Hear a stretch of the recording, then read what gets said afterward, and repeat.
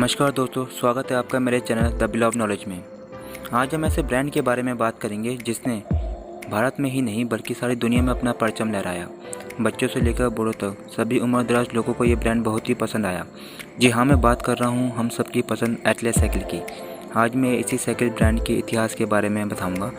Video शुरू करने से पहले अगर आप मेरे चैनल में नए हैं तो चैनल को सब्सक्राइब कीजिए और बेल आइकन को दबाइए लेटेस्ट वीडियोस अपडेट्स के लिए। 1947 में जब भारत आज़ाद हुआ था, उसके साथ भारत और पाकिस्तान का बंटवारा भी हो गया।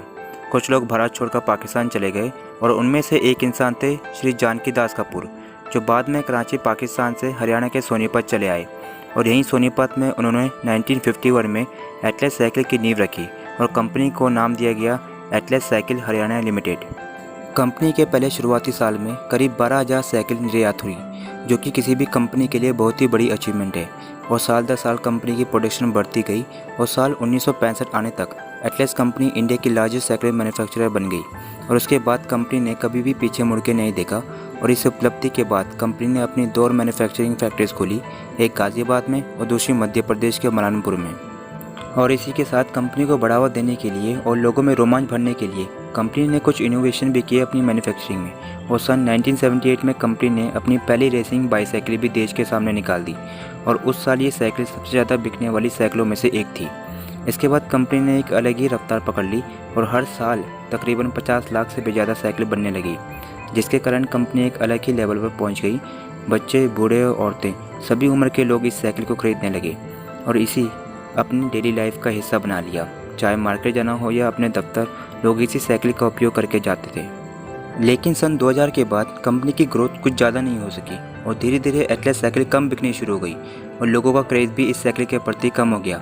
इसका मुख्य कारण था कंपटीशन। सन 2000 के बाद काफ़ी सारी कंपनीज इंडिया मार्केट में आ गई, जैसे कि हीरो हो गई, एवन हो गई, फायरफोर्स हो गई। इन सभी कंपनीज ने इंडिया मार्केट में अपनी पकड़ बना ली और लोगों को इन कंपनीज के साइकिल ज़्यादा पसंद आने लगी, क्योंकि ये कंपनियाँ स्टाइलिश साइकिल बनाती थी जो कि साइकिल को एक मॉडर्न लुक देती थी और लोग इन्हीं लुक्स की तरफ ज़्यादा आकर्षक होने लगे। और आगे जाके इन साइकिलों की डिमांड और ज़्यादा बढ़ने लगी, जिसके कारण एटलस साइकिल की मार्केट में पकड़ कम पड़ गई और धीरे धीरे इसके उत्पादन और बिक्री में भी कमी आने लगी। और 2014 का वो समय भी आ गया जब कंपनी का मध्य प्रदेश के मालनपुर वाली फैक्ट्री को बंद करना पड़ा। इसके बाद इसकी उत्पादन में और कमी होने लगी और इसका दूसरा प्लांट जो कि सोनीपत में था, उसको भी सन 2018 को बंद करना पड़ा। और आलम यहाँ तक हो गया, 3 जून 2020 को कंपनी ने इसकी तीसरी और आखिरी फैक्ट्री जो कि गाज़ियाबाद में थी, उसको भी बंद करने का ऐलान कर दिया। इस फैक्ट्री में लगभग 1400 कर्मचारी काम करते थे और हर साल लगभग 40 लाख साइकिलों का यहाँ उत्पादन किया जाता था। कंपनी के सीईओ एनपी सिंह राणा का एक बयान आया है। उनका कहना है कि कंपनी को अभी टेम्परेरी बंद किया जा रहा है क्योंकि कंपनी पिछले कुछ सालों से फाइनेंशियल लॉस से जूझ रही है।